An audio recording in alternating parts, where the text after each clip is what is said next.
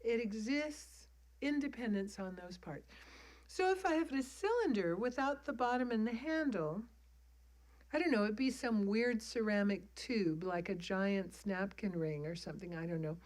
If it just had the bottom ceramic, it would be an okay coaster to put a cup on, right? If it just had the handle, I don't know what that would be. So it exists in dependence on all of these parts, and then I can say, yeah, okay, that's a cup. Exists dependent on its parts. Also easy. You might be thinking, why is she even going through this? That's like so obvious.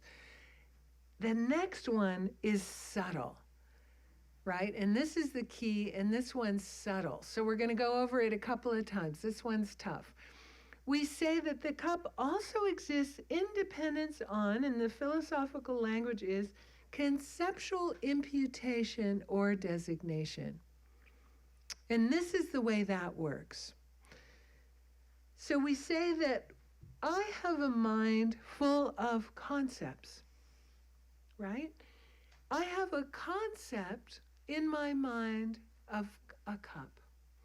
It's very generic. It's like a child's picture book. In Buddhist philosophy, this is called a dunchi. Sometimes we translate that as generic image, mental image, right? So I've got one of those in my mind of cup, and it's just like a kid's picture book when, apple, cow, ball. I've got one of those for cup. Very, very generic. Cylinder of a certain range of size with a handle.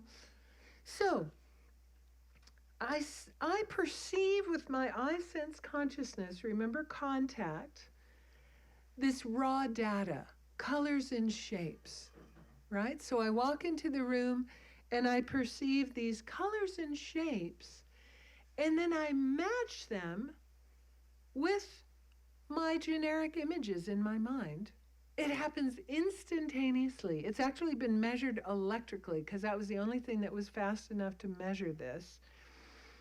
And it's not conscious. I don't have to go, okay, colors and shapes, cylinder, handle, let's see, what is that? And go through all my generic images. It's like, boom. And then I label onto that raw data, cup. So far, so good, no problem. But the last step is problematic. It seems like it's a cup from its own side, independent of my conceptual imputation, independent of my designation. So let's go through it again. Raw data, parts, cylinder, bottom, handle, raw data. I come along, perceive the raw data with my eye sense consciousness. It matches to my generic image, my concept of cup, and then I label, I designate, I impute onto that raw data, cup. Guess what? It just became a cup. Independence on conceptual designation. Was there a cup there before I designated with my mind? No, there's just an innocent little cylinder, and I just laid my trip on it. It's just the raw data. And my perception made it a cup. There's no cup there, independent of my conceptual imputation and my designation. There's just the raw data that matched my generic image. And labeling it cup, using it as a cup, there's no problem at all. But the problem is thinking that it's a cup from its own side, independent of that process of designating, imputing onto the parts with my mental image, with my generic image. Okay? Who cares about the cup? It's nice. I'm like pleased that now I know that the little Starbucks logo is really a mermaid, and I wouldn't have known that without the tail. But, really, I'm going to leave here next week. I'm never going to think about this cup ever again for the rest of my life. I have no attachment or aversion. So what happens about the yelling boss? What happens when the parts of human being, syllables and decibels coming out of the mouth, red face, you label total jerk, right? So you impute onto that raw data your label of horrible jerk. I need to look for a new job right away, you know? Or any other subjective experience that we have, and we do that all the time. And then we think he's a jerk from his own side, and why on earth does he even have friends that he hangs out with? And God, he's married. This happened to me once on a plane. I was flying back from India, and I was going through Seoul in Korea, and it was Seoul to San Francisco or Vancouver. I can't remember where I was going. And so there I was, and I'd gone to India, and I was so proud. I went to India with a day pack, which you can do when you're a nun, you know, because you like just have a change of clothes and a toothbrush. And so there I was, and I'd put my little red day pack in the overhead bin, and I didn't have to check luggage, even though I'd gone all the way to India. And then this guy comes walking down the aisle of the plane. And just the way he walked down the aisle bugged me, you know, and then he and his family are in the seat in front of me, and then he opens up the bin and he goes, "Whose red backpack is this? This isn't ours." And I'm like, "Excuse me? I bought a plane ticket too?" You know, I'm just like, oh, oof. Like he just absolutely was so irritating. And then he sat down, and then like his poor wife is trying to read the in-flight magazine, and he kept interrupting her and like everything he did. Well, luckily I was well-trained Buddhist nun, and I was like, whoa, check that out, man. So much aversion. Look at that. And he's married and he has kids. And then his wife went to the bathroom, and I was going to go follow her and like say, you know, you should ditch this guy. Like he's really like such a jerk. But I watched that process, such strong labeling of this guy is a jerk from his own side. I can't believe the flight attendant isn't like kicking him off the plane. Like he's so annoying to even have on this flight. And I'm like, wow. Look at that. That's so interesting. And we do that kind of stuff all the time, don't we? We're always labeling. Like I said, with the cup, it doesn't matter. With the cushions, but we do it all the time. And we think everything exists in exactly the way that it appears to us. And guess what forces you to have that conceptual imputation or designation that you have? You bet. Remember, I promised you Friday night to tell you the relationship between karma and emptiness. Our karma forces us to have that conceptual imputation, that designation, which is why, and we all know, people that everything's horrible, nothing's any good at all, the glass is half empty and the water's kind of funky and you can't drink it anyway. You know, we might have been one of those kind of people. I mean, everything, you're going along and they're like, oh, look at that, and oh, look at that, and oh, this food's awful, and you're just kind of like, God, am I just insensitive? Like, do I not appreciate nice things? And then you're kind of like, their karma is forcing them to experience everything as unpleasant and awful. Because guess what? It's empty of inherent existence. It's empty of any kind of existence from its own side. Why do we have different reactions to different people? I mean, I'm always amazed at like the movie stars that people think are so attractive, and like Brad Pitt.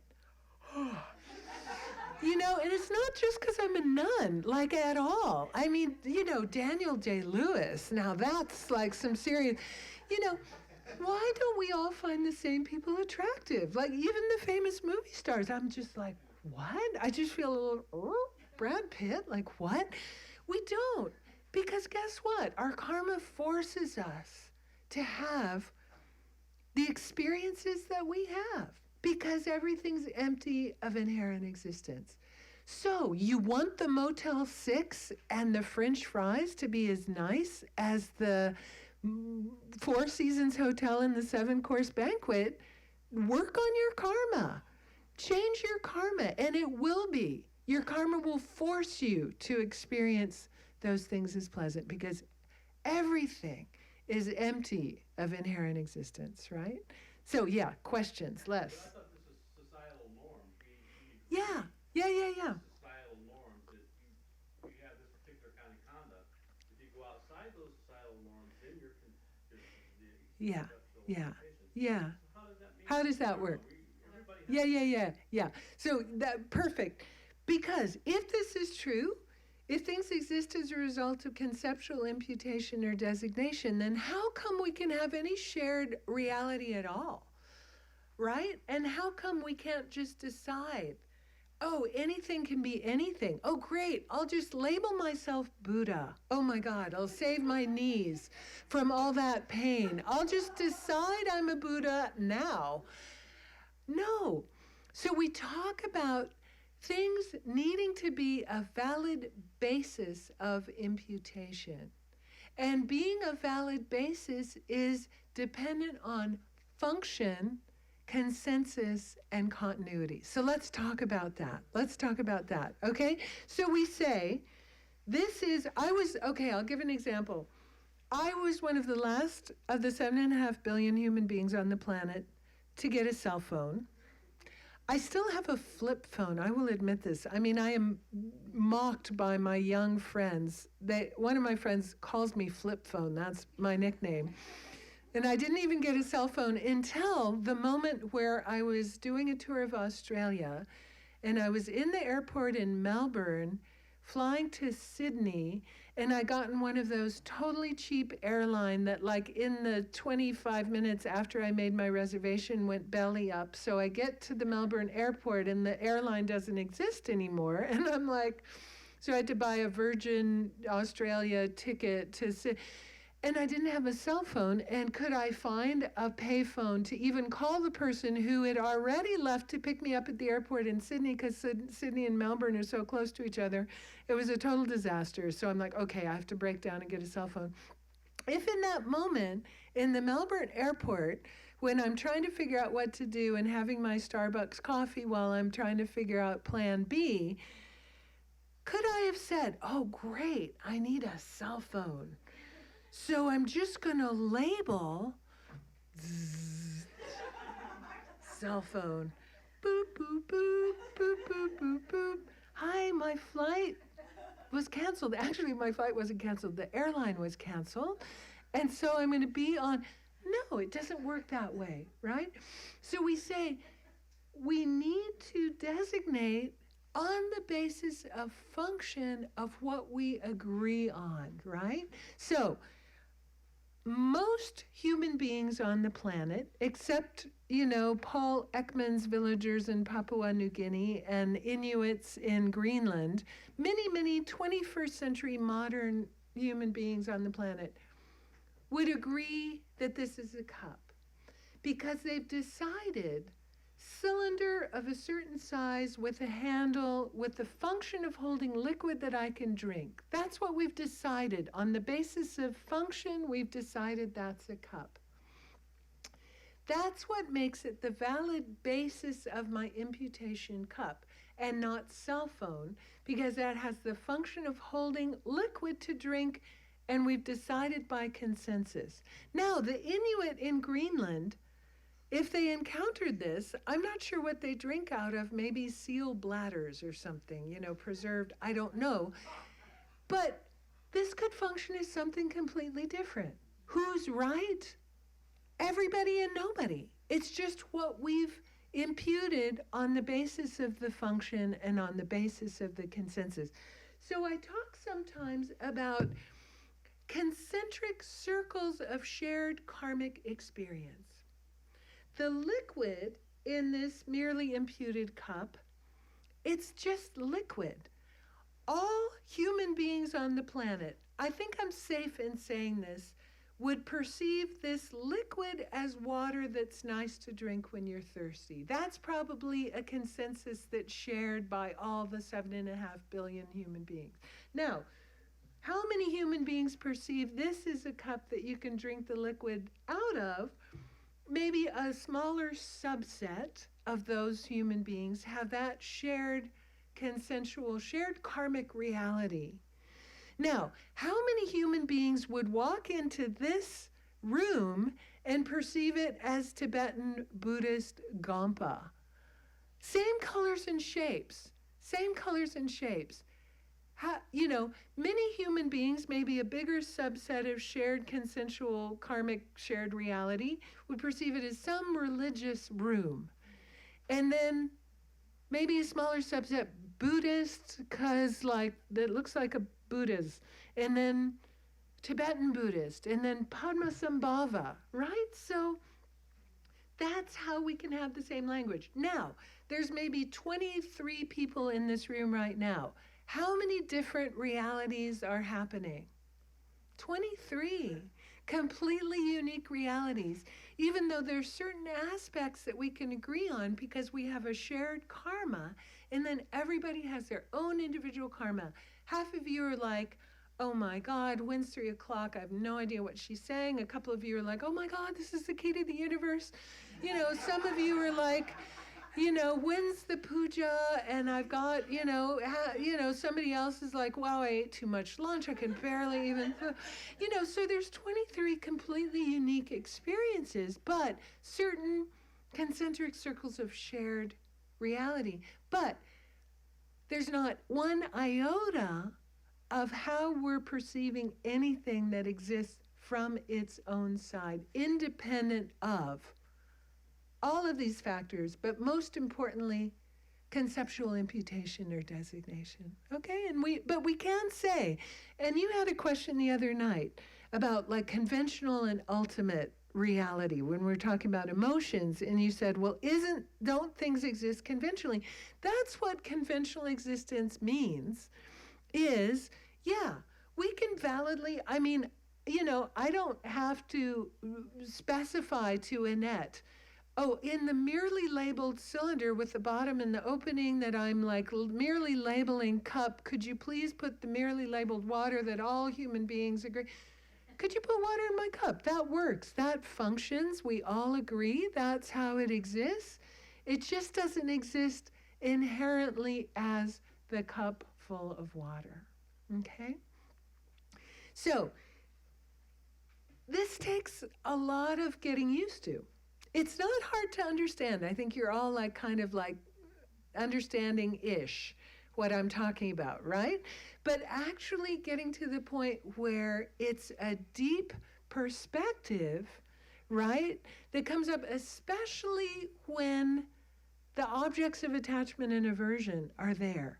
Hard not to see them as inherently attractive and unattractive, like especially the objects that strongly give rise to the mental afflictions. Really, really hard to remind ourselves. It's my mind and it's my karma forcing me to have this perception. But the more you do, believe me, this is a big key to cutting the mental afflictions. And I'll give you an example from my own life. And I wish I remembered what I did because it would make such a better story. But a couple of years ago, I did something, probably, from my perspective, relatively benign, because it was me, some misguided attempt to find happiness and avoid suffering, which is like my MO for everything I do. It's just like some action, probably not so terrible, but I'm flailing around. Oh, I just want to be happy and avoid suffering, whatever. One person in my life saw this action that I did, and he thought it was the most horrific act of like the most self-absorbed person, and I was just the biggest jerk. Another person in my life perceived it as the enlightened activity of a Buddha emanation. Meanwhile, I'm kind of in the middle like, whatever, whoa. The guy that thought I was just a horrible, selfish jerk. Knowing this thing, I didn't react. I didn't get upset. I was like, whoa, check it out. Check out your conceptual imputation. I didn't say that to him. I just thought that in my head, but I thought, wow, that you would see this sort of innocuous thing is so horrible. And you totally see that. And your karma actually forced you to have this view of this thing, the colors and shapes, the thing, whatever I did. His karma forced him to see it as just like horrible. Knowing that, instead of getting angry at him, I actually felt compassion, because that's kind of the way he went around the world. Like, we would be in these experiences and he'd just be, oh my God, look at that guy. And, he would see things as like kind of funky, like all the time. So instead of being angry, by understanding this emptiness thing, I was like, wow, poor thing. God, that must be a drag, because that really is the way he's perceiving the world. Then the other one who's like, you're an emanation of Vajrayogini, came to teach me a lesson. I'm like, good for you, man. I wish I saw things like that. Like, her virtue forced her to have this appearance of me as like the guru teaching her a lesson. And meanwhile, I'm just going about my business trying to find some like scrap of happiness in the world, you know. That wasn't my motivation at all. But her virtue forced her to have that experience. And so instead of being proud and going, oh, maybe I am, you know, I was like, wow, maybe if I practice as hard as you, I'm going to go around seeing holy beings everywhere. Because that's just a shift in karma too. Like, maybe I could just see everything as like perfect. And they say that, you know, this room, human beings see as, okay, really nice room, nice parquet floors, you know, some kind of religious room. They say an enlightened being would be experiencing this as a Buddha paradise. And it's said that there's beings in lower realms in this very room right now experiencing the nice parquet floor as the burning iron ground, right? That's causing them extreme suffering because it's not a wooden floor from its own side. And the karma of the different realms of existence, those different experiences are forced on you by your karma. And that's the difference between a hell realm, a human realm, and a Deva realm or a Buddha paradise, is your karma. It's not the difference in the room. We don't have to do a remodel to make it a Buddha paradise. It depends on the karma of that enlightened being coming in this room, and then they experience this as a Buddha paradise, and the same thing with the being from the lower realm. There's a story in scripture about a glass of liquid. And I always imagine like those old black and white Humphrey Bogart movies with this example of like the black and white in like the basement room with kind of the table with one like light onto it, and the three guys are there and they've got like the armbands and maybe the visors and they're playing poker or something. So there's three beings of three different realms, one cup of liquid, and they say the human being, because of their karma, experiences that liquid as water. Pretty nice, something really nice to drink. Then there's a being from the Preta realm, the hungry ghost realm. And I'm sorry, this is a little disgusting, but this is the example. Because of their karma, forces them to experience that as pus and blood.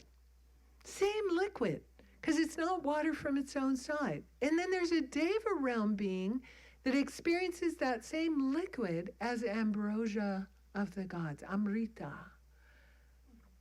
Why? Karma, right? Because it's empty of being water from its own side. So this is the relationship between karma and emptiness. Because of emptiness, you can change your experience if you change your karma.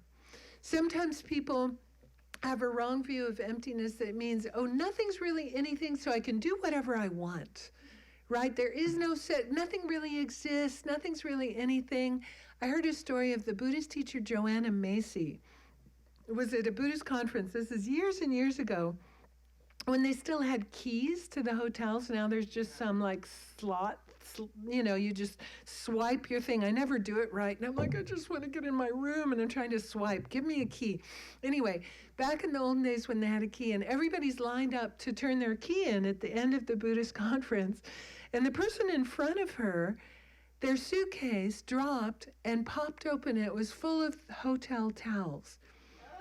And then the person goes, oh, well, everything's empty anyway. Total wrong view of emptiness.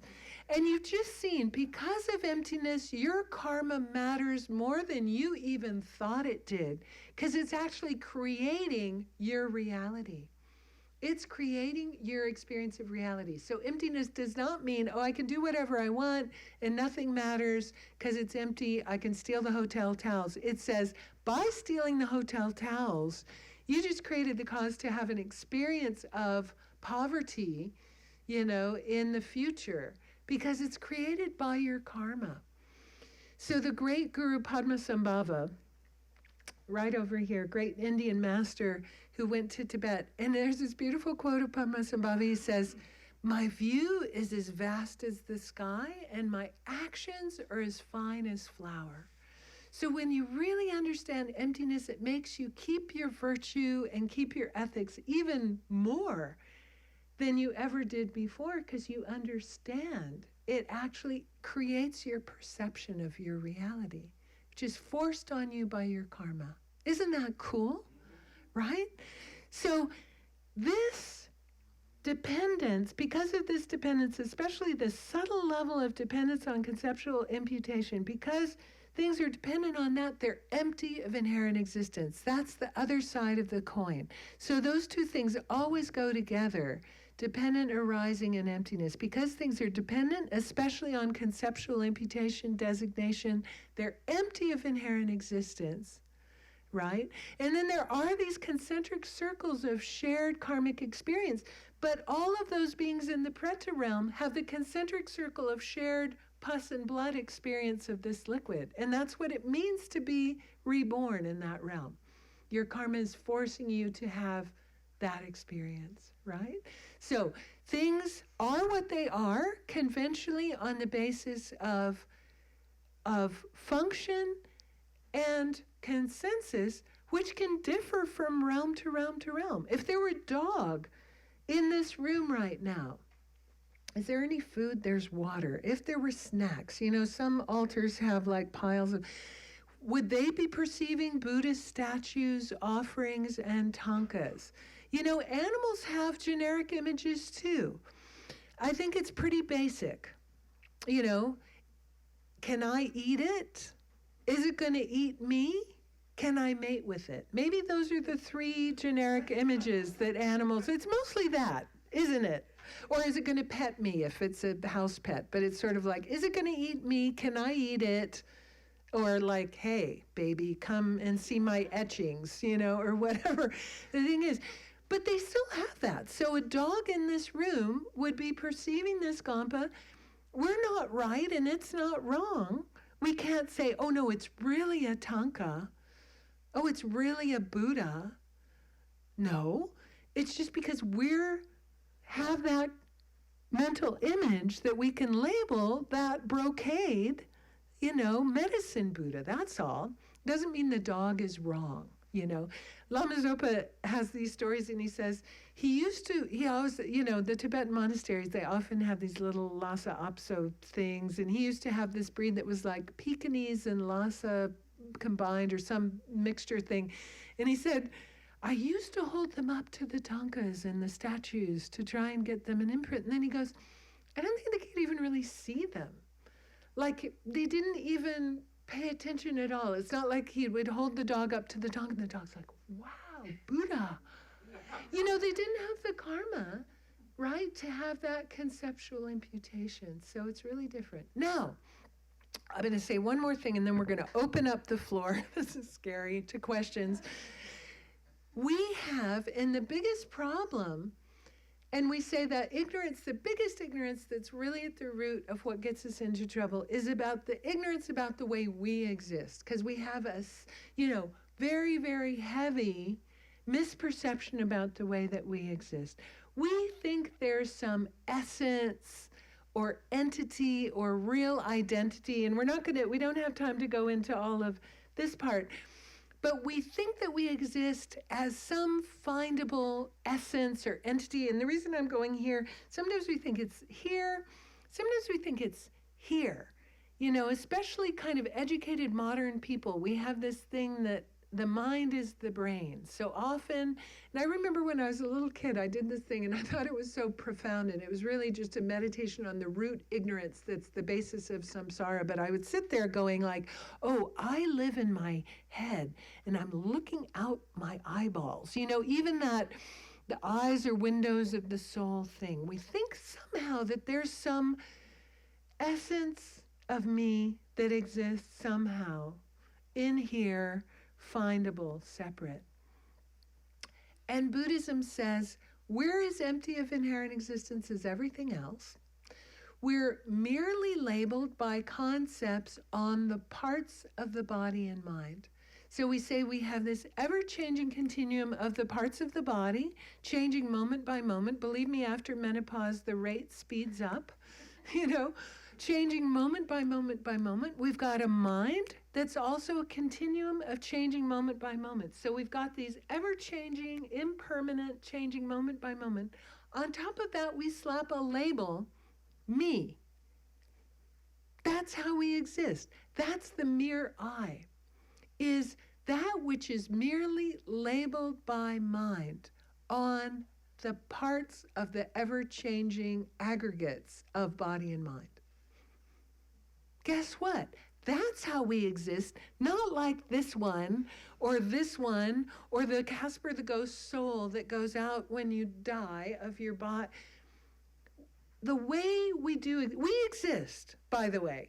It's not like you're all my collective hallucination, or I would have been wasting a lot of time this weekend, We do exist. We are sitting here. Conventionally, we exist. The way we conventionally exist is as merely labeled by mind. We have a concept, me, that we're labeling on this continuum of body and mind. That's how we conventionally exist, but it doesn't feel that way at all, which is why in the past, when the guy insulted me for what I did, how dare you say that about me? So many of our actions, and check it out, so much of the attachment and aversion that we engage in is reinforcing a nice view of me that we hope everybody sees, so we try and build that one up, and if anything threatens it, like anybody criticizes us, we're like, no, how dare you say that about me? So many, really 100% of our mental afflictions come from, at the root, our wrong view of how we exist, thinking that there is some self that can be reinforced. I had a friend, and when she did long retreat, and we were comparing notes after I did long retreat, and she said the hardest thing when she went into solitude and silence for a long period of time, she said, the single hardest thing that I experienced was a lack of any ego gratifying feedback. And she said it was like starving my ego to death. She said she had no idea how much she would go around smiling at somebody. It's like this arrangement. I'll smile at you, so you'll smile back at me, so I'll feel good about myself. And that's kind of, or I'll tell a joke, so you'll laugh, so I'll feel witty. Or like, I'll, do my hair, so some guy checks me out in the coffee shop, and she said she couldn't believe how addicted she was to these moments of ego gratifying feedback. And she wasn't even aware of it, but there was just this constant, like, yeah, build me up. Come on, make me feel good. Yeah. Smile at me, so I'll smile at you, so I'll feel good, and we'll all. And then that was just cut off because of the solitude. And she said she just felt like it was like, And I really noticed that too, and we don't even know how much we're doing that. So we talked before, and I said, risk being brave. Risk somebody not liking you because you say your truth or set a limit. Go ahead. It's not going to kill you. But we're so addicted to always fending off the unwanted feedback and somehow, thinking that it's building up this me that doesn't even exist, by the way. I mean, what a waste of time. It's so irritating. We say that wrong view about the way we exist has created the cause for every iota of suffering that we've ever experienced since beginningless time, and it doesn't even exist. Oh, it would make me tear out my non-existent hair. I mean, what? It's like pandering to this thing that doesn't even exist, that we've always thought existed, since beginningless time has created every iota of suffering we've ever experienced in every lifetime. Doesn't that make you crazy? But now you've got the key. You don't have to do it anymore. I mean, it really has. That's what's created all of the suffering. Isn't that cool? I mean, it's kind of frustrating, but it's cool too, isn't it? So questions.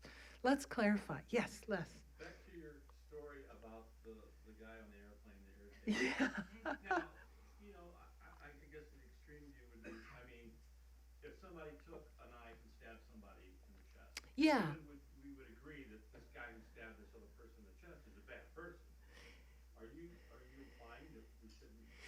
willingness is that way? Yeah. Okay, that's really an interesting one. And how much, and Chris and I were talking about this before this session, and Chris had mentioned yesterday being involved in 12-step programs. And I was saying, I think 12-step programs have helped so many people. They probably, no doubt, completely saved lives. And one of my biggest problems with them is you've been sober for 40 years and you stand up in the meeting saying, "Hi, I'm Joe, I'm an addict and an alcoholic." You're still labeling yourself so solidly on the basis of a behavior that happened 40 years ago. So I was saying to somebody else during the break, I can guess that I might know more murders than anybody else in this room, personally, probably, because of my prison work. You know, if I went in there and said some action that someone did when they were 21 years old has labeled them bad person forever inherently, why the hell would I be doing prison work? It's an action motivated by ignorance. And in Buddhism, it's interesting. There's a dichotomy in a lot of other religious traditions, maybe most, of good and evil. In Buddhism, the dichotomy is wisdom and ignorance. It's not about good and evil. There are no evil people. There are people very much driven by ignorance. And most of my students on the inside of prison absolutely would admit, driven by incredible ignorance about the real causes of happiness. One of my students in prison, I was so proud of him. He's started out as the ringleader of the Aryan Brotherhood, which is this white supremacist organization. And then he got interested in Buddhism. And then he really got into compassion and loving kindness practices and really into thought transformation. And his favorite text is the 7-point Lojong, for some of you who have studied that. So he's gotten really in. And I've known him now for 10 years, and he's completely transformed. And he wrote me a letter once, and he said, a guy came up to him in the exercise yard with a shank, a sharpened who knows what, and was threatening his life. And when he wrote me the letter, he goes, "For a long time, I've practiced non-retaliation, and I haven't retaliated to intended harm or harm." But he said, "I always got angry." And he said, "In this moment, all I felt was compassion." He goes, "The guy was in my face, so angry, ready to stab me." And he said, "Honestly, the only thing that arose was compassion." He goes, "It was incredible." And then he's like, "Wow, Teach, maybe this stuff really works." And I was just like, whoa. And then it totally de-escalated. The guy, because he wasn't met with anger, just like totally subdued. So my guy, who started out as the Aryan Brother ringleader, now he's in this prison. There are a lot of African-American transgender inmates who are so subject to violence and rape. So he's taken it on himself to be their protector. And I'm kind of like, okay, that's different. That's a real change, so people can really change. So we don't say that the action is not bad and non-virtuous, but we say the person is acting out of ignorance, maybe deep ignorance, for sure, absolutely. So but that's the difference. Thing where you're not angry at the person, you're angry more yeah, at the that's right. That caused. That's right, that's right. And then you try and correct the ignorance, and that's what I do everywhere. But, in the prisons, it's like, if we can correct the ignorance, because nobody is bad and evil by nature. Absolutely nobody, absolutely nobody. I don't think anybody is irredeemable. And that's why I don't like the AA thing of like, forevermore you're labeled. Because I don't like my students in prison forevermore being labeled murderer and rapist. It's an action they did 40 years ago when they were stupid 21-year-olds or something. You know what I mean? That's it, because we exist as a process. So that really changes, can we, and I think we'll see how many questions. There's this cool meditation that I love to do where we look at our storyline of me and try and deconstruct what's valid, what's not. Because I think for ourselves, we often take on board other people's stories of who we are and solidify and reify and concretize. And then, like we said before, we won't let go, even though it's causing us suffering. And it may be super historical. It may have been distorted in the beginning. I mean, how many of us, and it's a meditation I kind of composed from my own long retreat experience where I had to look at my idea of my father's story about me. Because I had this wicked case of imposter syndrome. You know, I thought I was worthless, even though I'm like getting promoted at work and like people think I'm like funny and cool and whatever. I was like, ooh, any minute now, you know, they're going to find out. You know, and I realized I was completely reifying my interpretation of my father's story of me. I mean, then I really thought it was his story, and then I had to dig one level deeper and go, oh no, it was just my story about his story, about the story.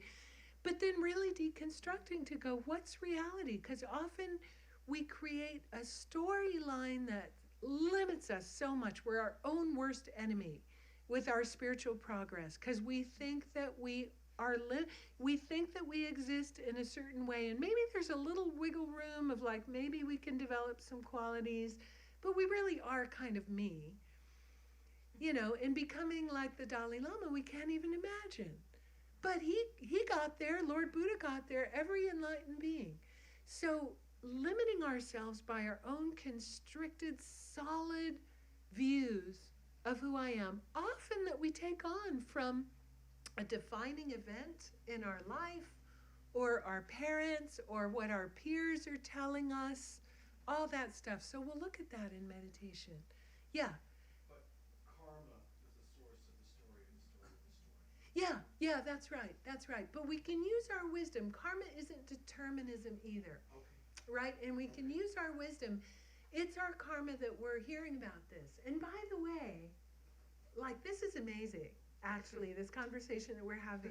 One of Arya Nagarjuna's main students as a great master called Arya Deva, and he wrote this text called The 400 Stanzas. And in that text he goes, even doubting that things exist in the way that they appear and the way you've always believed that they did, even generating a doubt, he says, tears samsara to shreds. Right? Because before we've never even questioned that things exist exactly the way they. So even if you feel super confused right now, but you're generating a tiniest bit of doubt, and that's amazing, right? Yeah. So yeah, it's our karma to also, you know, be hearing this, and we can use that wisdom to deconstruct. So it's not determinism either, you know, and we really can change with the wisdom of meditation. Yeah, Annette. Yeah. Sorry. Oh, sorry, I called Annette, but that's okay. No Yeah. Somebody go. Well, I was just, I might have asked this question last time you were here, but I've forgotten the answer. What, I mean, first of all, are our bodies actually karma? Like, they're created? Yeah, they're a product of karma, yeah. And Yeah. we're in this collective kind of Yeah. consensus that these are how our bodies look in this particular karma Yeah. realm. Yeah. So if that's the case, then, and we're doing purification, it's like, can we actually purify our bodies enough to be like not have a body anymore? Well, Like, yeah. Actually, in the higher stages of practice, we say that we purify our subtle energy body. I mean, this gets into Vajrayana type practice, so I can't talk a lot about it, but just to give you a sneak preview, we say, you know, at the very, very high levels of practice, we say that high-level bodhisattvas and even Buddhas can have emanation bodies. So they can take multiple forms, whatever's most beneficial. You can purify your subtle energy body, and then the way the texts say, when you're at that point where you've got this purified subtle energy body that is actually kind of independent of your gross physical body, they say you can use your old body because your students recognize it. You know, like, so use it, but you're not limited to it. Yeah, exactly. And I heard once, I think it was Sogyal Rinpoche, we were talking about Lama Usel, who's Lama Yeshe's reincarnation, and I think it was Sokyo Rinpoche. It might have been Taisitu Rinpoche. I'm not sure which one it was who said, "Oh yeah, Lama Usel, he's the emanation of Lama Yeshe for you Westerners. Like there's other ones, there's lots of other ones, but he's the one for you guys." You know, so we're not limited to that. However, yes, our aggregates are, you know, created by karma and delusion. When we're reborn into samsara, sometimes we talk about arhats, or liberated beings, and in the Southern Buddhist tradition, they talk about being liberated, or an arhat, with residue, which means you're still in the body that you were born into in that life that you attain liberation through your practice, but you're still in the body you were born into that was a result of karma and delusion. Then at death, you know, you're free of that. So they talk about, you know, being an arhat with or without residue, the residue referring to the body that you were born into, the life where you got the realizations in. Yeah, yeah. Yeah, that might be more detail than you were really. Yeah, yeah, the back. So, I'm trying to just understand the concepts when you're talking about the murders in the prison, Yeah, alcoholism, and all that. Is that, you know, science tells us that, you know, alcoholism is an innate susceptibility that you're born with. You know, people who are very sick can be a mental affliction. It could be something else in there. So your karma is that bad that you have this thing that's going to stay with you your whole life, whatever it is, right? People, there's medication for a diabetic, this and that. yeah. Put that together with you, you're never going to clear out that karma throughout your entire life, right? Well, Buddhism says different, though. But that's what I'm. Yeah. Buddhism says there's nothing that can't be purified. And those theories about things like alcoholism are always changing, too. Right? I mean, now they say it's a disease. Before they didn't say that. Next year they might say something else. You know, I think, yeah. And all of these principles, it's interesting to look at these kind of examples. But you know, I've seen, and I think, I mean, it may be, like to use Annette's example, okay, if I'm born into this life because of my karma, I have a genetic predisposition to some kind of chronic illness or something, right? Yeah, that's my karma of this life. I can control that, but that's my genetic karma of this body that, you know, I had the karma to be born into. So I'm always going to be having to work with that. That's true. You know, I'm not going to change that karma. That karma is already ripened to give me the body of this lifetime. So we say that if the karma is already ripened into a result, there's not much you can do about that karma. It's already given you the result. You just have to deal with the result. You know, so there is that. Like we can change. We're always creating new karma for new results. But that's how like miracle cures and stuff are possible too. I mean, sometimes people will even have something like they're told they'll never walk again. They're going to be quadriplegic.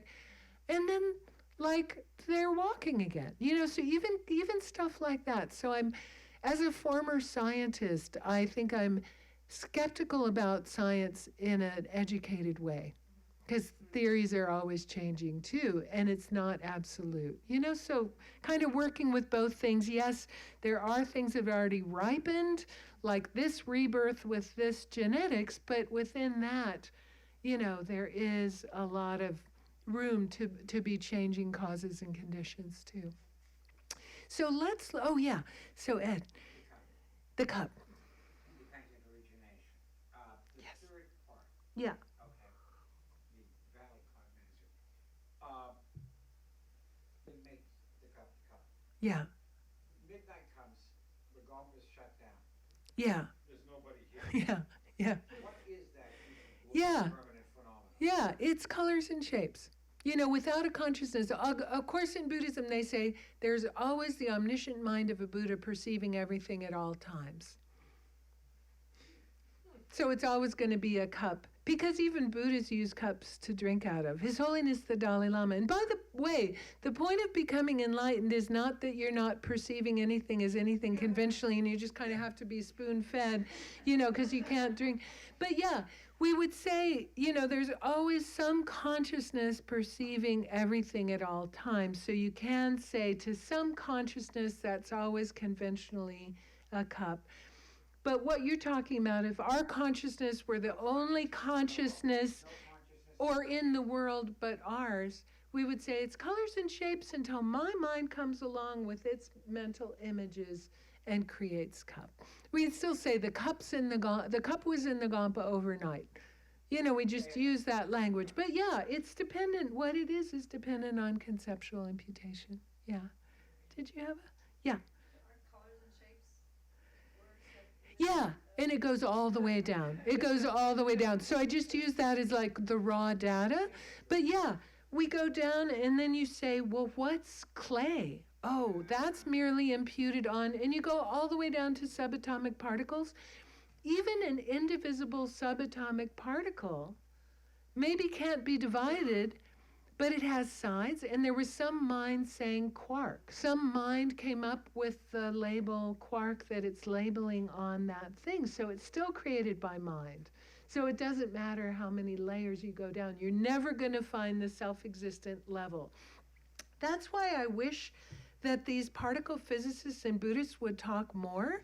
They're spending gazillions of dollars to try and find a fundamental particle. And Lord Buddha told them 2,600 years ago, there ain't no such thing. You don't have to find the ultimate particle. There is no ultimate reality. Everything is empty of inherent existence. So like, the Fermi, thing in Switzerland, they might as well just forget it. Yeah, Jeffrey. There is this famous lady who's trying to find the time particle. I did email Yeah. her. Did you? And I said, After last night, after you asked me that question? Oh, before, okay.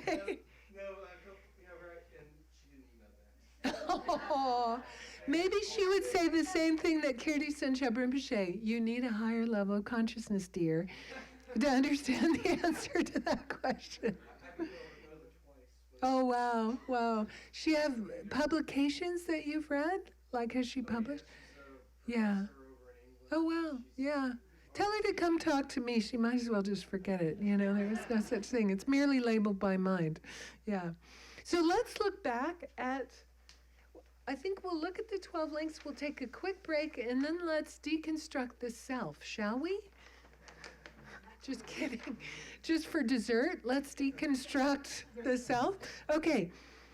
So let's look at how do we use emptiness. So we were looking at this place, and we said, both the contact and the feeling are a result of past karma. And this is one way that we can widen the gap and not just go zing from feeling, craving, grasping, is by reminding ourselves the chocolate cake is not the cause of that pleasant feeling. Now we have an even deeper level of analysis.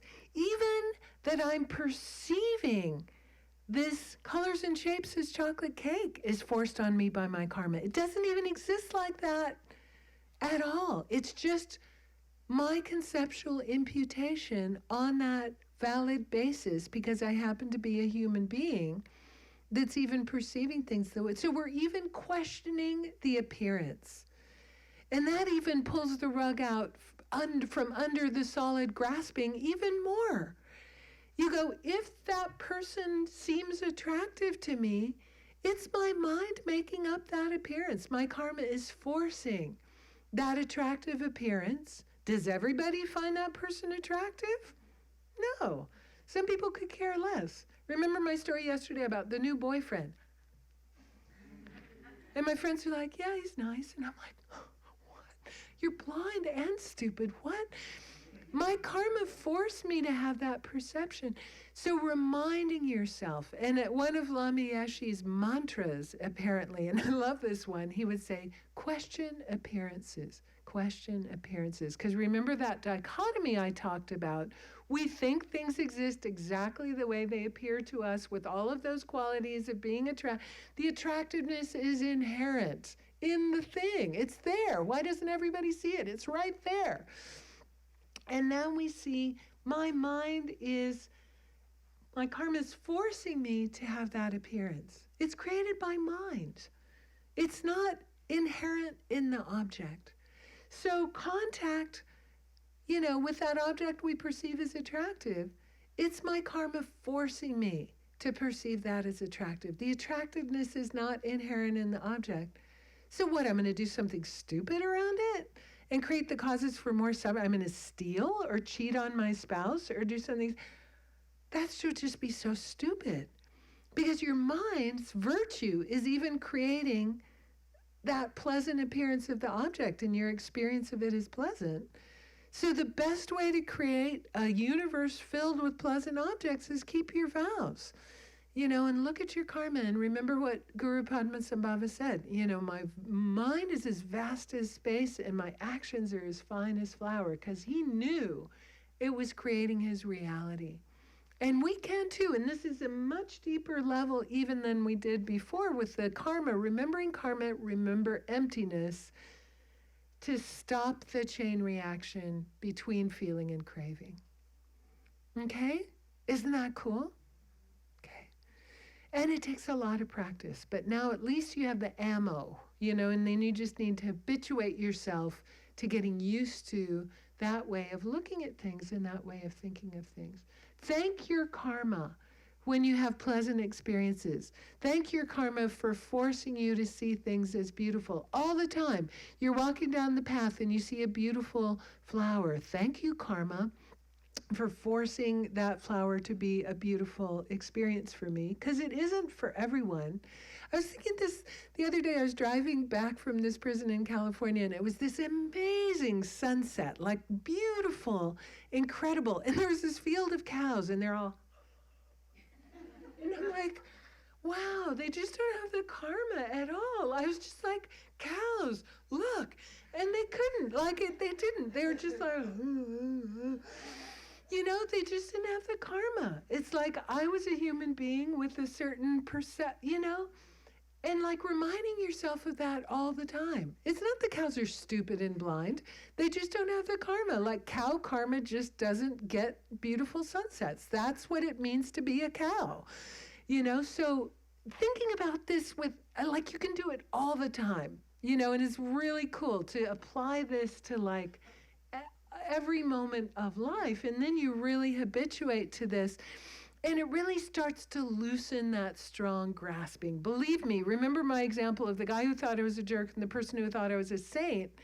And I'm just like, whoa, check that out. Isn't that interesting?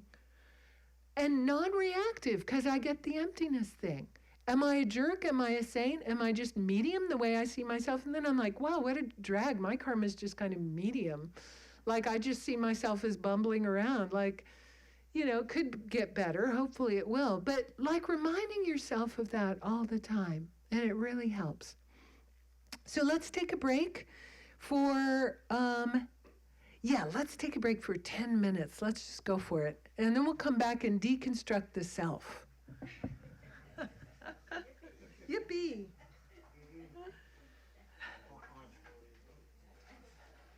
On the other hand, you can get out of the car and eat the grass. Yeah, Do you know what I mean? There's that. They were probably dumb, dumb person, looking at the sky. Why isn't she eating the grass? That's great. It's true. It's true. All right. Oh, I'm just going to, please, talk amongst yourselves. Yeah. Ask as it gets complicated. Water, okay? Yeah. Hydrogen, oxygen, got it. Molecular parts, all that. Yeah. Now, hungry ghost comes, sees pus and blood. How does the molecular structure change for the hungry ghost? It doesn't. It's just that their karma forces them to have that experience of that. In the molecular so it's not water. That's pus structure, and blood, it tastes bad, doesn't it?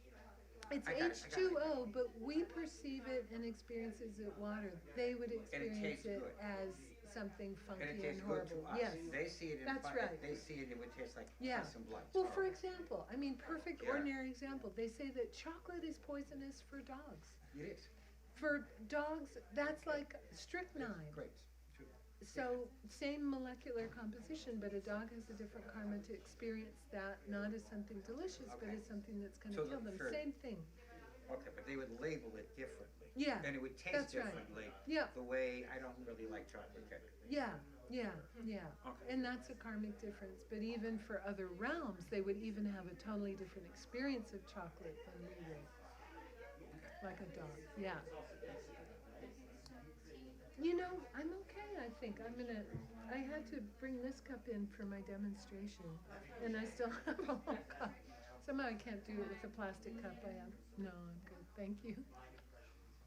Yes? I'm curious your opinion on the story of Nagarjuna and how his karma purified his Maitreya in the That was a Sangha. Sangha, sorry. Yeah, A yeah. Sangha in Yeah. the maggot-ridden dog. That's right, Like how that's they right. in the cave for like 12 years, right? It took four I years mean, of break, 4 years of amazing, break, and right? went back Yeah. and treated 12 years, and finally the karma purified enough where he was able to see like his teacher in the. I know. It's so. And then Maitreya's like, I've been here all along. Yeah. Like, you just didn't have. And we think of that, and yeah, I mean, that. How is that happening to us all the time? Fathom, I guess, like your karma purifying to such an extent that you literally witness an entirely different creature, like out of. Yeah. You know what I mean? Like that's just. Because I think it's really, we're so habituated to thinking that things exist in the way they appear. That's why those kind of stories just seem unfathomable to us. Whereas if you really understand emptiness, why not? Why couldn't this be pus and blood? Why couldn't it be? We're so habituated to thinking that things exist in exactly the way they appear. We're like, how could the maggoty dog be a Buddha? But then all you need to do is think of even beings like His Holiness the Dalai Lama, who we all perceive, most of us as like amazing holy beings, so much compassion. Then so many of the communist Chinese, he's the devil, he's the this, he's the that. They're having a completely different perception, right? So even within examples we can relate to of not even beings with some yogic visionary experience, but even just Donald Trump. How are 50% of the people in this country? I'm like looking at him just going, are you kidding me right now? Especially after he said last weekend. It's like, that seems as miraculous as a Sangha in Maitreya to me. Like, how on earth, right? So, I mean, like 48% of human beings. And I'm kind of like, oh, yeah. I love that last story about the cows. Isn't it? Yeah. You know how many times they don't have to be cows, you're driving, and there's a human next to you, and you're looking out, and there's the most beautiful sky, and there they are. Yeah. Sending a text, and I'm like, Look. Yeah. beautiful. You know, they're really cool. Oh, I have a friend. I was in northern England over the summer, and I was at a teacher training and then teaching, and then I went to visit a friend he's a biology teacher, and he lives in the Lake District, which is like this unbelievable, beautiful part of northern England. It's just kind of outrageously beautiful. So it was his last week of school when I arrived, and he had a couple more days of school, and the kids had taken all their exams, and so one day I was taking them out into this nature reserve, like their biology students, to go on this hike. He said all of the kids were playing Pokemon Go on their phones in this nature reserve in the Lake District. He texts me the next day, and I'm like, oh my God, like I've never seen anything more beautiful. And he goes, we were walking along this path, and they're all looking at their phones, and they wouldn't look up, and it's like this nature. But it's interesting because according to the kids' perspective, they're really That was enjoying this what game. they were Like, loving, this is their yeah. perceptual, like, why don't you enjoy They're Pokemon like Go as much as I grass, do? Like, trees, So it's sky. an entirely different Those perspective. children come from another planet. They got reborn here on an earthly world, but they came from like planet Pokemon. I know. It's amazing. And he's not that old. My friend is only like 34 or something. But for him, he was just kind of like, I couldn't even believe it. Like it's this special thing, and they got the bus to go to the nature reserve, and they're walking along, in the Lake District, and yeah. Oh, yeah. Yeah. Yeah, sure. So you can see all these examples, like even you don't even have to go far as a Sangha and Maitreya. You just have to go as far as the presidential election. It makes me question to a point, if you go deep enough, if you can really say that there's good and bad karma, because from some viewpoint, the bad can lead to the good and the good can lead to the bad. If you get away from the dualistic kind of thinking, right? Well, it's about, does it lead to unpleasant or pleasant experiences? It's like, by definition, what we call negative karma is that which leads to subjective experiences Right. of suffering. But say, for instance, like we were talking about alcoholism. It's like an alcoholic is having these bad experiences early in their life, they're addicted to alcohol, but then that eventually leads them to the path. Like eventually they discover, because of their predisposition and their disease, they end up finding well, for Buddhism. sure. And then all of a sudden Yeah, now it's like, well, isn't that positive now? So it's like, from one viewpoint, you see that as negative or positive. Like, That's but true. the unpleasant Yeah. effect in the beginning, I guess, of their disease. I mean, if they Very do interesting. non-virtuous things, they say actually more than 50% of prison inmates commit their crime under the influence of some substance. It's not surprising. Yeah. Well over 50%. You know, if they had been sober, the jails would be half as full as they are. You know, prisons would be half as full because it reduces your heedfulness, and you're much more likely to do something non-virtuous under the influence of some kind of substance like that. Yeah, so it is. Yeah. I know, food for thought, huh? Food for a lot of thought. I mean, this is like the quick and dirty emptiness in 45 minutes, which is, you know, it is a long story, but it's really kind of all you need to at least begin to question and really understand how do things really exist. You know, at least you can start kind of questioning and loosening those like solid concrete appearances. I know it keeps kind of like Slipping to the slipping. side, Yeah. Thank you. I know. I keep noticing that. I keep looking down and realize it's like. And thank you so much for setting this up. I think over the weekend, if I had the Madonna earpiece, my poor ear would be so sore. This is much better, I think. Good.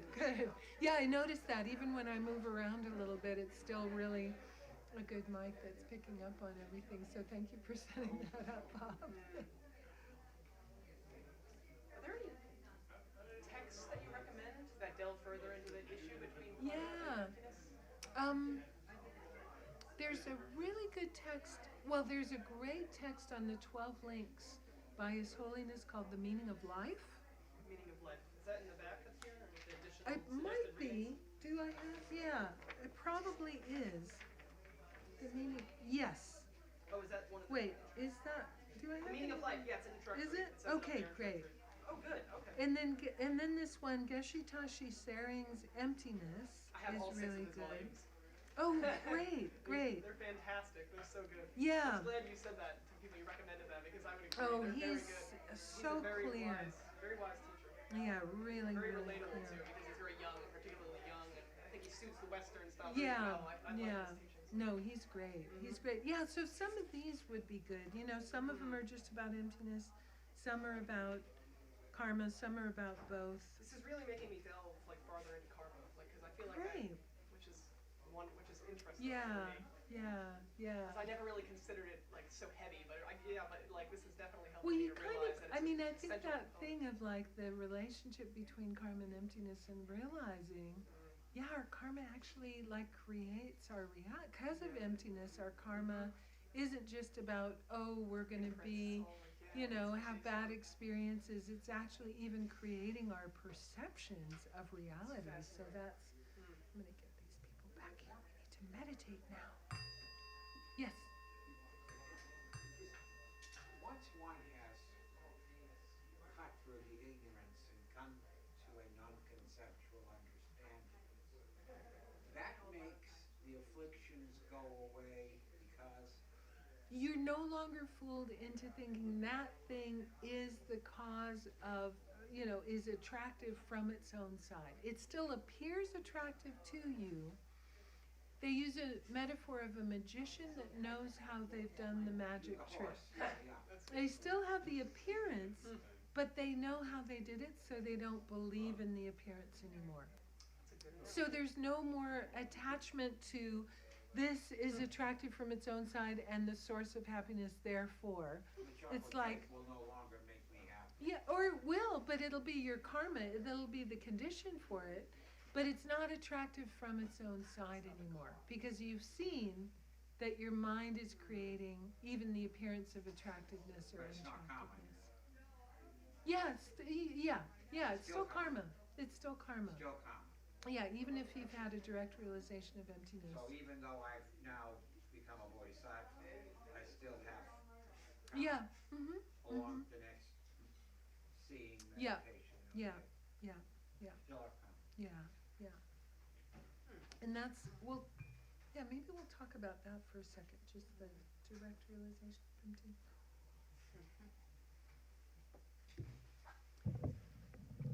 So, before we do this meditation, Ed just asked a question that sort of reminded me of something I wanted to also mention. So we say that we use the understanding that we have to meditate on emptiness using concepts and do analytical, what we call analytical meditation on emptiness. We keep doing that along the path until we get subtler and subtler and subtler intellectual understandings of emptiness. And then at a certain point, our meditation is so deep that we get a direct perception of emptiness, a direct realization of emptiness. So we see directly that there's no inherent existence at all to ourselves or anything else. And that's a huge breakthrough in the path. And from that point on, we're called an Arya. And an Arya is the word that was translated as noble in the Four Noble Truths. So the four so-called noble truths are the four things that are true to the direct perception of an Arya. An Arya can see them as true directly. And so that's the way our path progresses. So we start with using concepts and analysis to get deeper and deeper and deeper intellectual understandings until we finally get a direct perception. And then Ed asks the question, how come then an Arya is said to not have any more attachment or aversion anymore? And it's because I said things still appear to them attractive and unattractive, but they don't believe it. They know their mind is making it up. They know that there's no attractiveness or unattractiveness from the side of the object. And the analogy that's always given in scripture is like a magician that knows how they did the trick, right? I had a friend who was a magician's assistant, and they do it with identical twins, and they are sawing the girl in half. Sorry, spoiler alert here, in case you didn't know that. You know, so, oh yeah, it's identical twins. No, I knew they were. Yeah, no, it's, I assumed they didn't. yeah, but you didn't know, yeah, it's identical twins. So I had this friend and she was really beautiful and her sister was beautiful. And then they went to Malaysia with the magician, and then they had to do all of these shenanigans so that they would never appear in public at the same time, because then all the people at the resort where the magician was performing would know how he did. So anyway, he's sawing the girl in half. You know, everybody in the audience is like, eek, scream, squeal, because it looks like... To the magician, it still appears like the girl's being sawn in half, but he's not squealing because he knows better. Same thing if you've seen emptiness directly. Things still appear to be attractive or unattractive, but you just don't believe that appearance. You know your mind is making it up. So that's why no more attachment or aversion, because you can no longer believe, oh, that thing is attractive from its own side, I've got to have it, and then I'm going to have lasting happiness. So it's said, after you have a direct realization of emptiness, you can no longer create new negative karma, because you can no longer have the mental affliction to the point that it's going to cause you to do something stupid. Right? So that's huge. You're not a Buddha yet, but after that first direct perception of emptiness. So it's really, really, really cool. Really, really, really amazing. So there's many ways to meditate on selflessness. what I'd like to do is this one that I really do find kind of very practical, and it's really about analyzing the storyline, because I find that for me it's been really, really helpful to go, wow, I have this strong grasping to this narrative of me, and I think it really exists from its own side. What are some of the bits and pieces that have gone into making this my own little storyline and narrative? And how valid is it? And can I correct some of that and see myself a little bit more the way that I really exist, which is like a process with an idea, Tenzin Chogkiy, slapped on top of it. That's how I do exist. Tenzin Chogkiy is a concept in my mind that I am labeling onto my process of ever-changing moments of body and mind. It sure doesn't feel that way. And I gave the example of my imposter syndrome. Oh, any minute now, they'll find out. Remember, those of you that are my age, I so date myself when I give these examples. What's my line? Will the real so-and-so please stand up, you know? And we kind of think it's findable there somewhere. I had a student who came to an emptiness class that I was teaching, and he actually didn't start out as a student. He'd come to the retreat center where I live in California, and this is a number of years ago. I was just there visiting, and he'd been in the British Marines, which he took great pains to tell me was not at all like the American Marines. Like the British Marines was the real deal, you know. So he had a career in the British Marines, and then he decided to take the plunge in his mid-40s and go to Hollywood and study acting and change his life completely. And he'd booked a retreat cabin at Vajrapani Institute in California to find himself. And then he met me in the dining room, and I just kind of walk into the dining room, and there's this guy, and he's like, oh, can I make you a cup of tea? And I'm like, sure. And we get to talking, and he sits in on my class on emptiness. I was teaching, and about halfway through, he raises his hand. He's like, I just changed my whole life to find the real me, and now you're telling me it doesn't exist? I'm kind of like, sorry. We had this karmic connection that I just happened to walk into the dining room when you were there, or you'd be up in your retreat cabin finding yourself right now. Like, what can I say? So anyway, we'll do this meditation, and then we'll have some time to talk about it a little bit. It's just a way of exploring and maybe deconstructing a little bit that strong, solid concept of me. So this is going to be one of the analytical ones. I'll prompt you with some things to think about, and then I'll pause and just kind of see what comes up as we do these prompts. So first, we'll sit in our meditation posture. I won't do a whole full body sweep the way we did this morning, but just check your posture, get yourself comfortable, and check if there's any tension or tightness in your posture.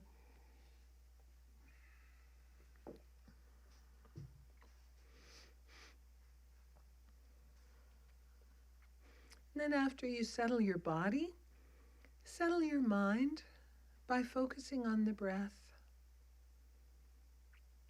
Just choose a point in your body where the breath seems the most obvious and focus your attention there on the sensations in your body. It's a way of getting yourself here in this room into your body.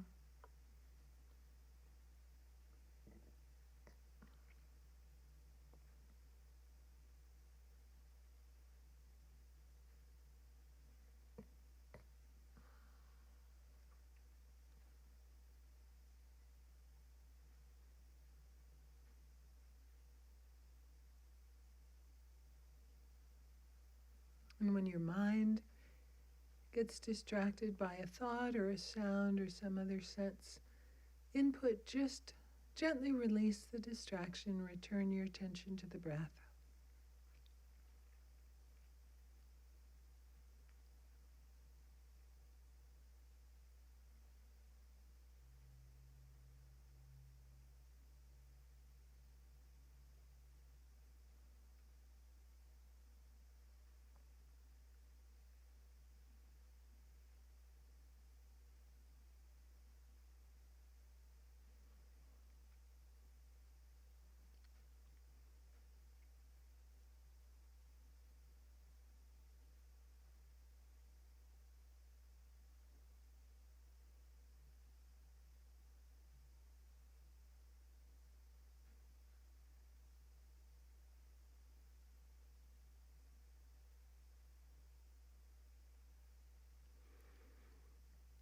And now the first part of the meditation is to just allow that sense of self that you have to arise. So what's your sense of yourself? When you think I, me, try to get a feeling for that sense of how you exist to yourself. One way of doing it is to say over and over to yourself, I, me, or say your name to yourself. Another way of doing it is to think of a time that you felt a strong emotion and that sense of self arose really strongly. Maybe you were falsely accused about something and you just thought, no, wait, I didn't do that. It wasn't me. So take a few moments and just let that sense of I arise. How do you seem to exist to yourself?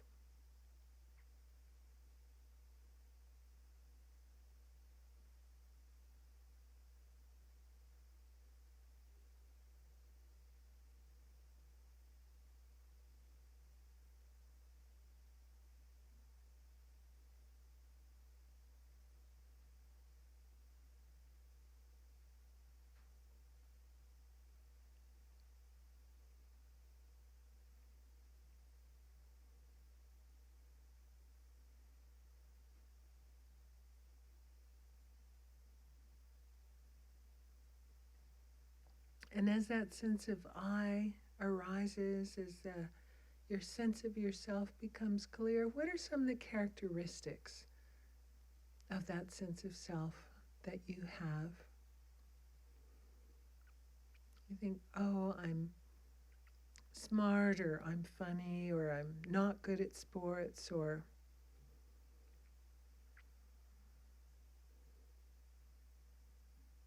any other characteristics or qualities that you think are really part of who you are.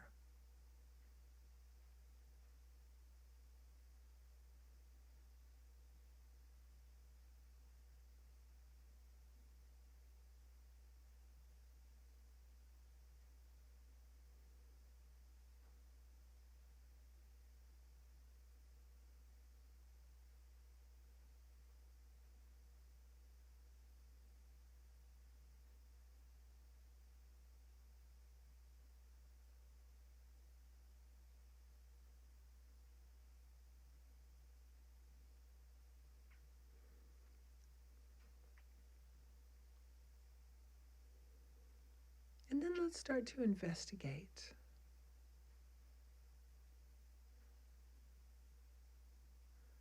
Where does this concept of me come from? Where do these this narrative of me that you have, how much of it is valid? So first of all, ask yourself, how much of my idea of me comes from things that my parents told me about who I was when I was growing up? Maybe they reflected certain qualities or told me things about who I was. Investigate from your very early childhood how much of your idea of me comes from ideas that your parents had about you or the way they talked about you.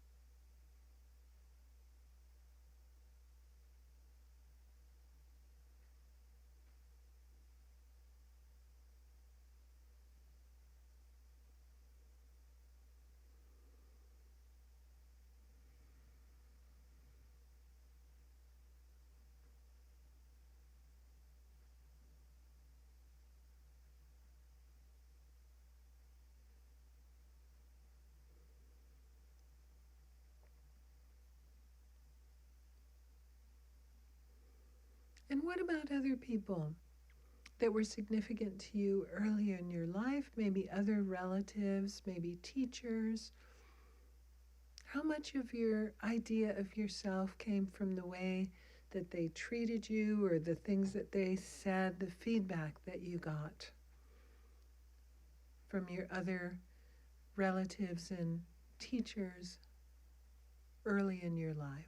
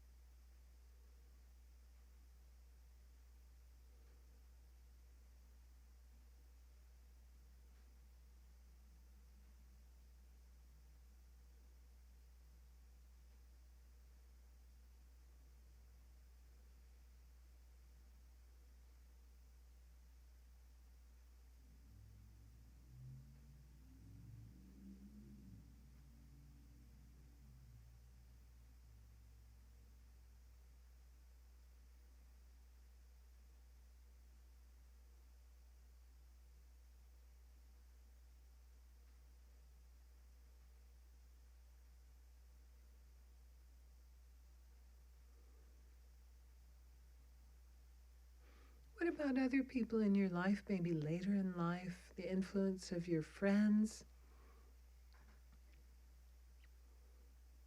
your spouse, your children? How about the reflection you get from other people in your life, even now? And the things that they tell you about who you are, how much does that influence your self-concept?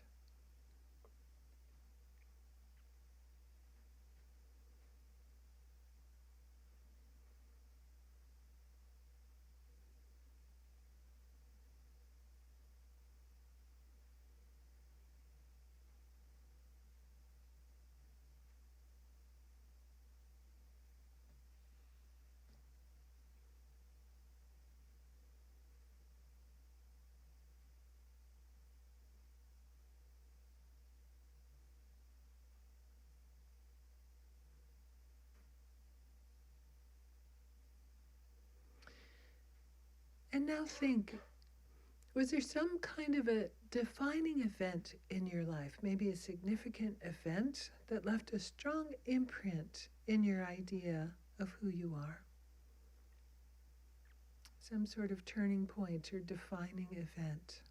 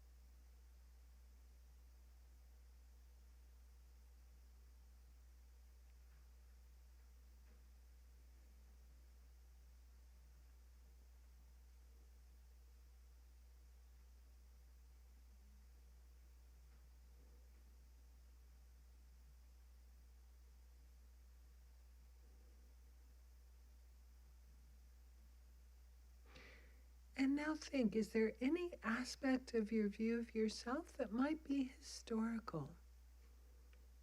For example, maybe something was true in the past and you're still carrying around that outmoded concept, still labeling yourself in a way, even though things have changed so much. And think of an example, for example, somebody who's lost a lot of weight, who still has an idea of themselves as heavy.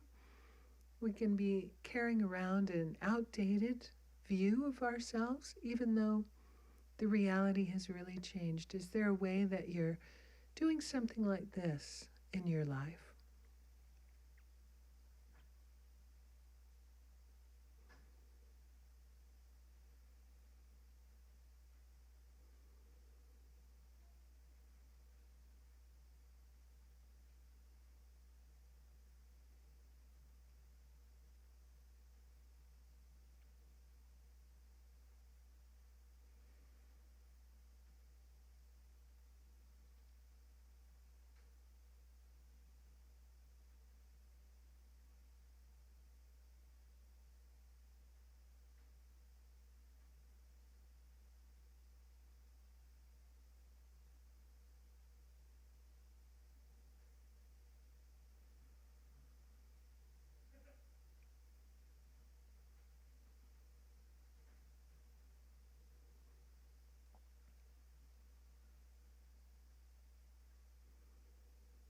is there a way that, like in a relay race, where the racers just pass a baton,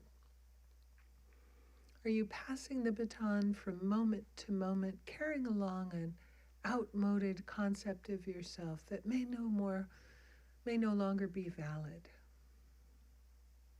Check.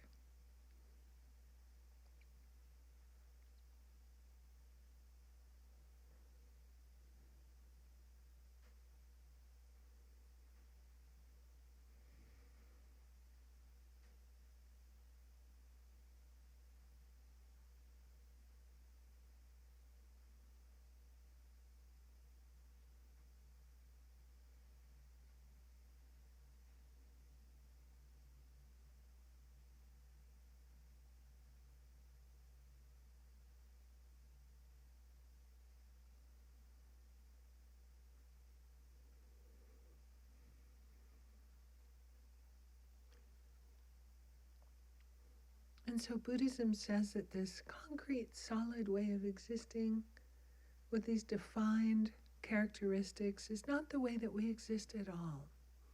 The way we exist is as a process, an ever-changing flow of moments of body and mind in a continuum with an idea, a label, me, merely imputed by mind onto those parts, which themselves are changing moment by moment. So try to get an idea of this spaciousness, of this flow, of how we do exist.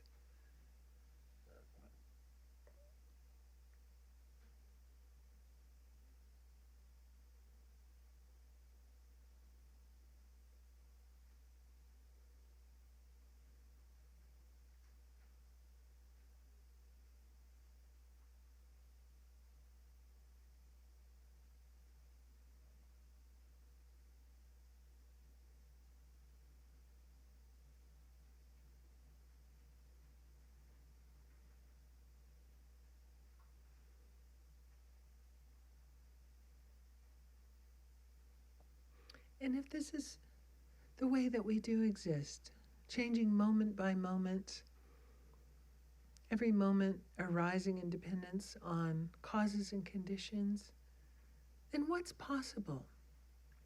What's our human potential? Are we limited at all?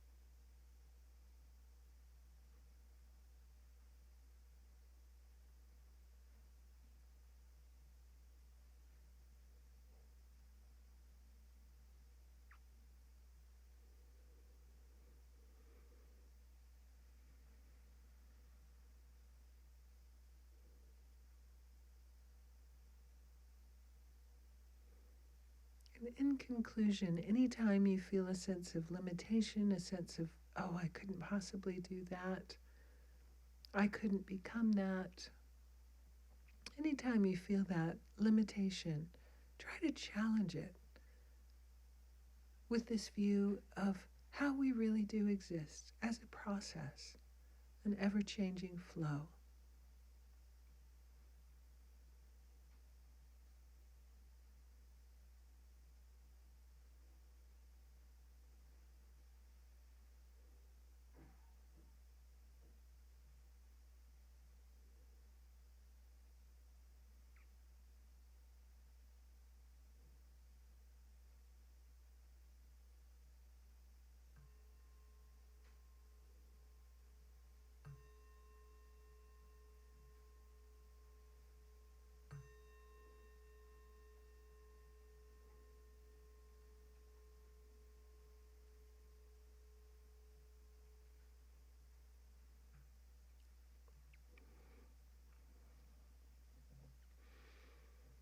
Any questions or comments about that?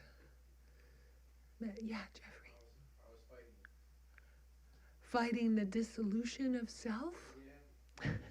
Oh, keep coming. Yeah. Because we really do. It's like, it's interesting, Lama Zopa sometimes talks about how if we're doing our emptiness meditation well, sometimes really strong fear comes up because we think we're going to cease to exist. But he says your continuum of consciousness can never cease, so you can never cease to exist. I mean, some merely labeled, continuum can never cease to exist, but it feels so strongly that we're dissolving ourselves and we're going to cease to exist. So I think he actually says that fear is a really good sign. It means you're actually hitting the bullseye with your meditation. He says if that strong fear comes up, it actually means you're hitting the point. Otherwise, if you're not even hitting the bullseye, you're just bored, or you're like, oh yeah, whatever. But if it's shaking up that solid clinging, that's a good first step. And then he says, reassure yourself with dependent arising, that you're never going to cease to exist. I mean, Jeffrey will cease to exist, but this continuum of, yeah, right. And then it's like, I don't want that.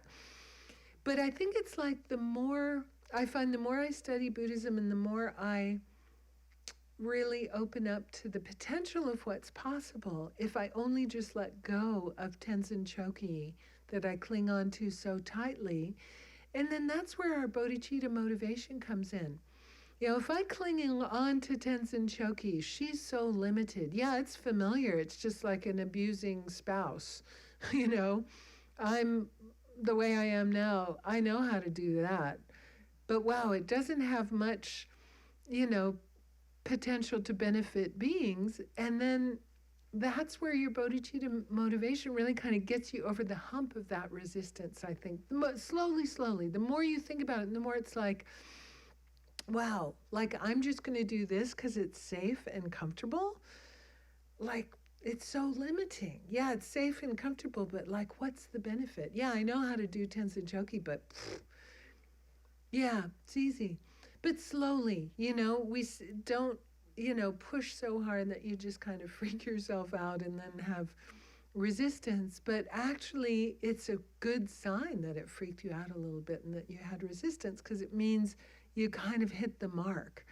And just go easy, but just keep, a lot of students have found this type of meditation like super helpful to just loosening that tight grip of self-existence. My teacher, Kirti Senchab Rinpoche, used to say, ignorance is like this super tight knot. And he goes, every time you do some kind of emptiness meditation, he goes, it loosens the knot a little bit, and it can never quite get as tight as it was before. And he goes, that's what you do. You just keep doing it little by little. It's not like the knot unravels all the way at the first go, but he goes, it can never quite get as tight as it was before every time you do it. And then you just kind of keep on trying until finally, eventually, the knot's completely unraveled. Yeah. Yeah, Annette. Could one of the, I don't know if there are any inherently existent properties of emptiness, but could one of them be all potentiality? Nothing's inherently existent. Even emptiness is empty. So that's for one thing. But say again? The concept of all potentiality, like when you're doing that exercise, it's like, well, like I'm still in samsaric mode, and I have all these projected habitual ways of thinking about myself. But with the concept of emptiness, I could bring in all the my being has limitless potential. Yeah. Because of emptiness. And Arya Nagarjuna says this. He says, because things are empty, everything's possible. If things weren't empty, nothing would be possible. If we were limited to exactly the way we are today, let's go to the beach. Well, we can't go to the beach. It's Boston. That's in California. Let's hang out. Why bother to try to transform if it's not possible? If we are inherently existent, then none of that potential for transformation. But because of emptiness, that's how we can become a Buddha. Because we can transform into anything, if the right causes and conditions are in place, then we can transform. So emptiness allows for potentiality, is sort of the way it works, because things are empty of any solid, concrete, inherent existence. Anything's possible with the right causes and conditions being put into play. Yeah. Anything else? Anything else? Yeah. And then Bob. Question about the karmic appearance. So, if you're with somebody that sees things very different than you, just use example of a restaurant. They don't like the restaurant, and the food's terrible, and everything. Yeah. And you're seeing it totally different. That's probably a bad example, but just using that. So, is there no use at all to try to say, yeah, but look at this, or look at this? Yeah, I mean, that's where our thought transformation practices come in, right? Like, we still are having the unpleasant experience, but if we're willing to say, even the enemy is my greatest teacher, or something like that, then even though we're still having that experience, which is caused by our negative karma, it's not saying, oh, I'm not experiencing this person as enemy, but it's just saying, without an enemy, I can never practice patience. So we can turn it around. We can, if we're willing to, but trying to get other people to do it, just forget it. I mean, if they're close to you and they're interested, but don't, that's the best way to end a friendship, is to try and get people to see things the way you do. If they're interested, thought transformation techniques are awesome, but be careful about, being a self-righteous Buddhist and trying to get everybody to see emptiness directly the way you just have, and, Yeah, Bob, you had some. Just related to this meditation, it sort of reminds me of this verse that really sort of I find very helpful. Mm. I probably might not get it exactly right, but it says, to say that I was is not tenable. What existed in the past is not identical with this one. Oh, interesting. For me, Yeah. kind of part of what we're meditating on. Yeah. That really kind of, for some reason, that really... Oh, I like that one. I haven't heard that one. Yeah. Yeah, we can say, I mean, because we have memory, we can still say, when I was 4 years old. But yeah, when it gets right down to it, there have been so many moments of transformation. It's just the continuum of memory that makes us able to still identify onto those aggregates, me. But yeah, that's interesting. I like that. That's a nice one. I haven't heard that one. Anything else? Yes. So that was definitely here in the face of future. During the meditation, reflecting back when I was young, but I was jumping around because I didn't know how to reflect the moment, looking for a moment in my life. Yeah. I see that a lot of moments when I'm younger, and I don't have control on it. Yeah. I've been making decisions until coming of age when I noticed that about my sexuality. Yeah. I'm a gay man, and then that was very interesting for me, because for me to have that, I mean, you sort of know that a little bit when you're a kid, when you're reflecting. Yeah. Like, one day I walked into a bookstore not knowing it's a gay bookstore. Yeah. And then that's all, like, I ran out of the bookstore and said, oh, this is what I am. Yeah, right. And then there's so many other part of my life. Mm. I'm so much older. I had a lot of other experiences in the college and meeting a lot of new people. Yeah. You have a partner, and you have a son, and you don't know, like, now where am I leading? Right. Yeah. And it's sort of like, it's a double-edged thing, isn't it? It's like wow, if I really have this potential to transform into anything, there's nothing about me that's inherently existent. On the one hand, it can be, how cool is that? Like anything. And then it's like, yeah, I could be anything different than what I am now, and I'm used. So it's sort of that thing of like, it's a little bit double-edged. It allows for this incredible potential, but it means so much could change that you feel that you're not identifiable as what you used to be anymore, that you've gotten comfortable with, and then what what am I next? And it's just kind of getting used to these ideas, and really, for me, it's more relating to the liberating aspect of it and being able to let go more and more of the limiting identification that's comfortable.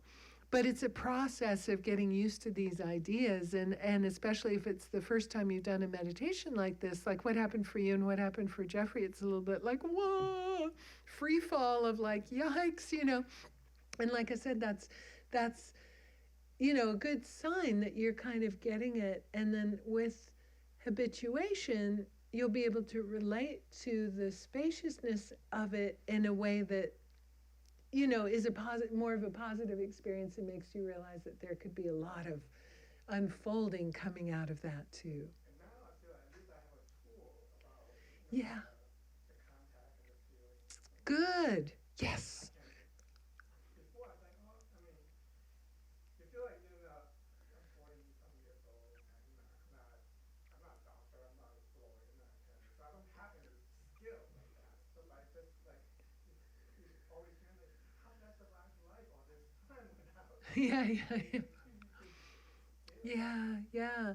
I mean, to me, like I said, I had studied this version so long, and then I was like, I just don't get where the important breakthrough thing is. And it was really in meditation that I saw this relationship and saw, wow, it's super practical. Like I can really, really use this in my life to like change things around. And it's just been, a really, really important kind of piece. Because like I said, otherwise we're taught Buddhist morality and we're taught these things, but it doesn't really make sense how it works. And this is really showing kind of the mechanism of how it works. So that's, I'm glad, that it seemed to kind of give some insight for you. And I think really simplifying and really emphasizing this place. And like I said, before contact too, like being smart about those situations that could give rise to strong mental afflictions, and then maybe give rise to like negative actions like going out drinking or whatever, those things. And then eventually like really, attacking the ignorance. So I guess what I urge you, like in closing, because it's 3:00, is just keep working with these ideas. We've had this weekend, and I feel like a lot of people have really, it sounds like from your feedback and what you've been telling me that you've really gotten a lot out of it. But it's so different, and it's such a different worldview and a different way of thinking. Just kind of keep the ideas alive. Keep investigating emptiness. In the back of the booklet, I've got a suggested reading list there. And so, introductory, intermediate, advanced level readings. Keep studying, keep, looking at these ideas, keep approaching it from different angles, and you'll chip away at that solid, strong grasping that's the source of all the suffering. So this is sort of just the beginning of the journey, but hopefully there's a little, a couple of practical things in there, that really will help you really cut through and start to work with some of the problematic aspects of your lives. All right. Well done. Thank you for your attention. I know it's a lot to take in. So let's dedicate our considerably enormous amount of merit. And if we look on this white booklet on page 57, we'll recite these verses.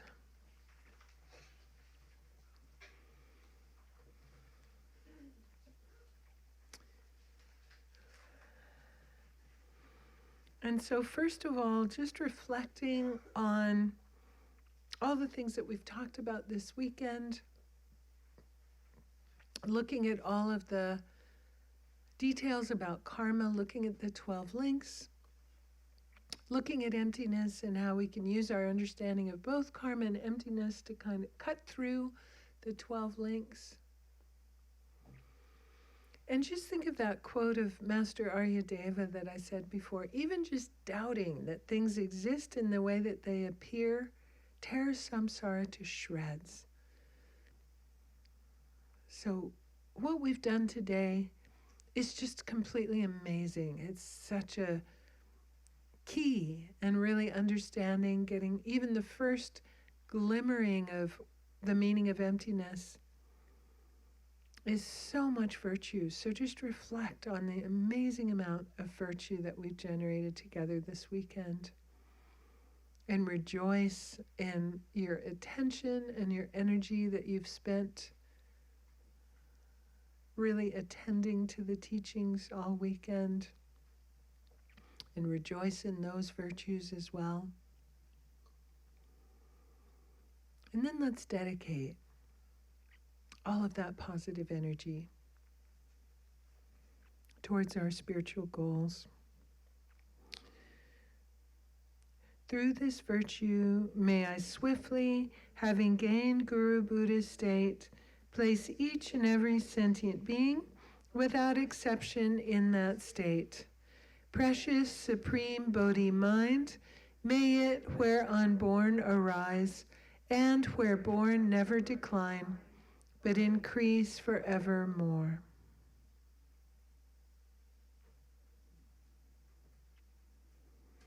Great, thank you.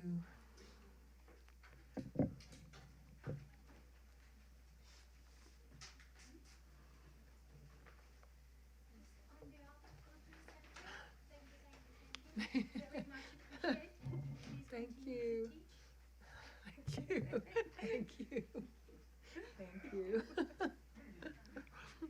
On behalf of everyone here, thank you so much. Oh, thank you. Oh, thank you. Thank you, Annette. Thank you. Oh, thank you.